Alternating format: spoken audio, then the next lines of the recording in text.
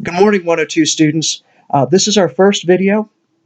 As I indicated in the emails, we will have one of these videos each day, and my expectation is that you'll watch it before we meet for our class discussion, which will be held during our regular class time. Today, I'm going to talk a little bit about the last major assignment that we have, which is the fake newspaper. Uh, the assignment is posted in the syllabus.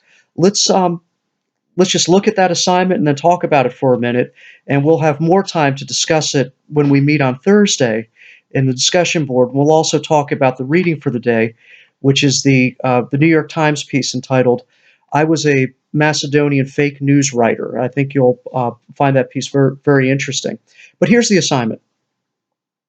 This assignment involves a fair amount of detective work. You must find a meme or news story that you know to be factually wrong. In order to do so, you can use the fact checking tools we discuss in class, or you can pick an item from the Snopes archives, and the website lists the URL for that archive.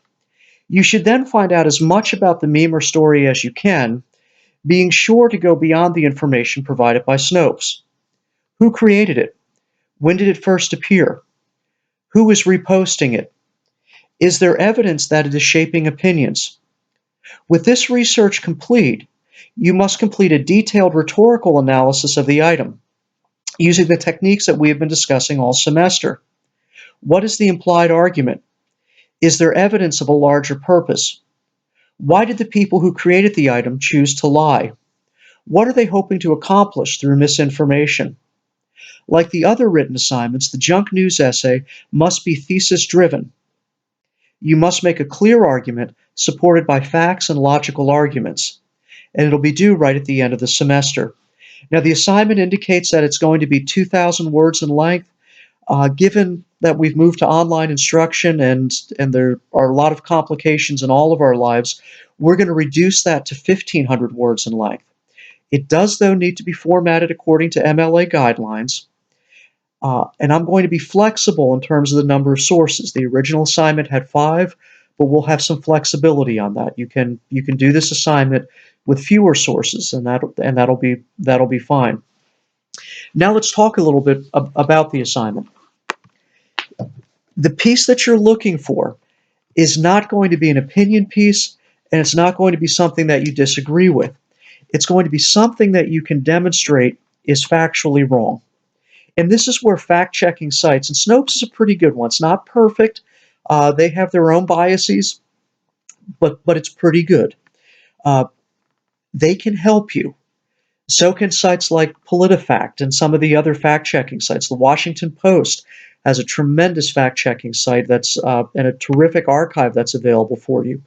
You need to find something that you can prove is wrong, not just something that's biased, not something that you disagree with, not something that you think is reaching a wrong conclusion, but something that you can demonstrate is deliberately trying to give us misinformation. It's deliberately trying to lie to us.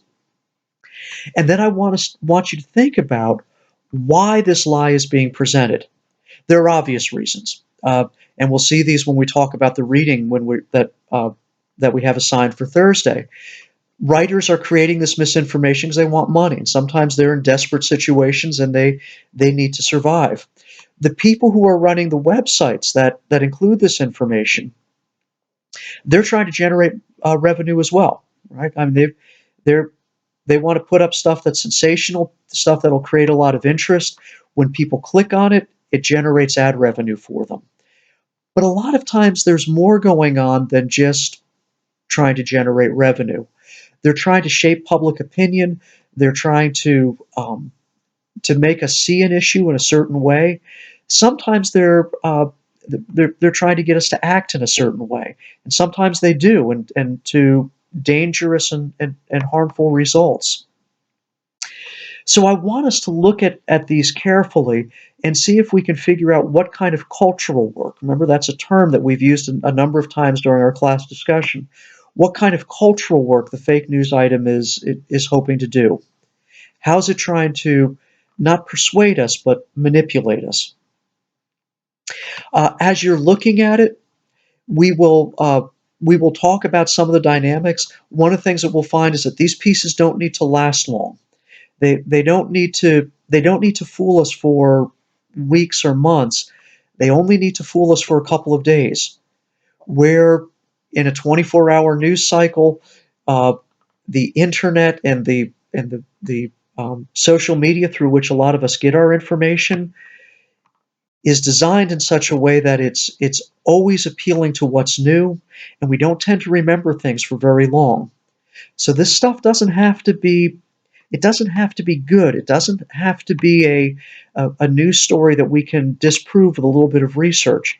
It only needs to convince us for a short amount of time, and that will affect the way that the pieces are constructed rhetorically. Okay, we'll have a lot more time to discuss this. Uh, Make sure you read the piece, and I will see you all Thursday morning during our regular class time in the Blackboard discussion board. Take care, everyone, and stay safe.